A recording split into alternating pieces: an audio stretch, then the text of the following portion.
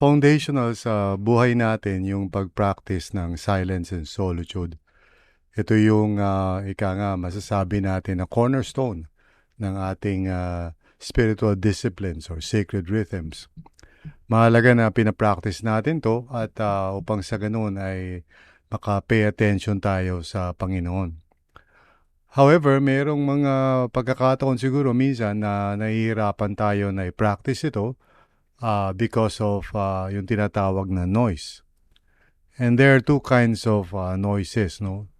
First would be the external noise, and kung iisipin natin, madali lang naman yun, yung external noise. Just find a place na tahimik, just by yourself, para ma-practice mo yung spiritual discipline of silence and solitude. Now, ang challenging is kapag tayo ay merong tinatawag na internal or inner noise. What do we do, no? So ito yung madalas na nagiging parang struggle ng mga ilan sa atin na nagtatry na mag-practice tayo ng soul keeping by pursuing itong ganitong klaseng disiplina, silence and solitude. Kaya lang there's too much noise inside. Ano ba ang gagawin natin kapag ganito?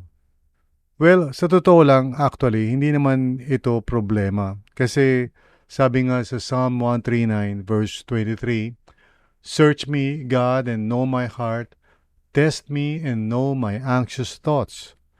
In other words, yung inner noise o internal noise natin are the very things that we bring into our time with the Lord. So, the reason bakit tayo nagsa-silence and solitude is so that we may be open before the Lord to let God surface yung mga anxious thoughts, yung mga inner noise sa puso natin, which sometimes hindi natin nabibigyan ng pansin when we are so hurried or parang, magulo yung mundo natin. But when we choose to be alone with the Lord, that's the time na nagbabubble up yung inner noise. And this is exactly the material, that we are going to focus on in the presence of God.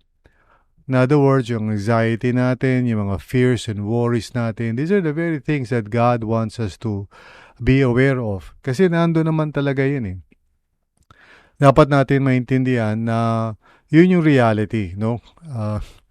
We cannot try to escape, kunyari, kung meron tayong mga internal noise.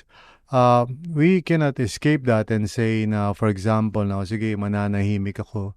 But the noise would come up again and again. Because that's the reality. And kung saan yung reality, that's where the Lord is. So, tandaan natin na hindi talaga problema yung magkaroon ng mga internal noise when we are trying to practice silence and solitude. Kasi all the more, these are the very things that God is allowing to surface.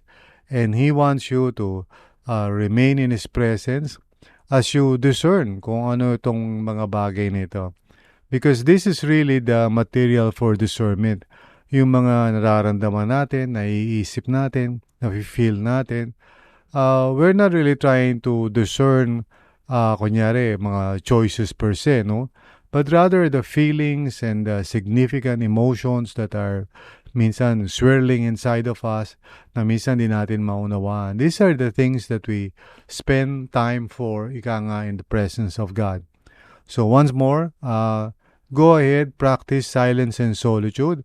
At kung merong mga internal noise o inner noise as we call it, bring it to the very presence of God and let it be the material na pag-uusapan nyo ng Panginoon.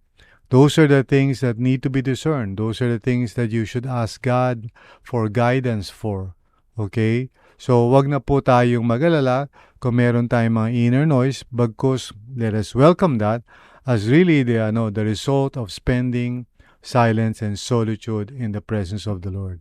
The Lord is not intimidated with these thoughts, and neither should we. No? Let us be at peace as we come before God, and we can say, Lord, I have these anxious thoughts. Marami pa akong naiisip. Would you accompany me and help me to discern where they are coming from? So I hope na nakatulong ito sa inyo. God bless you.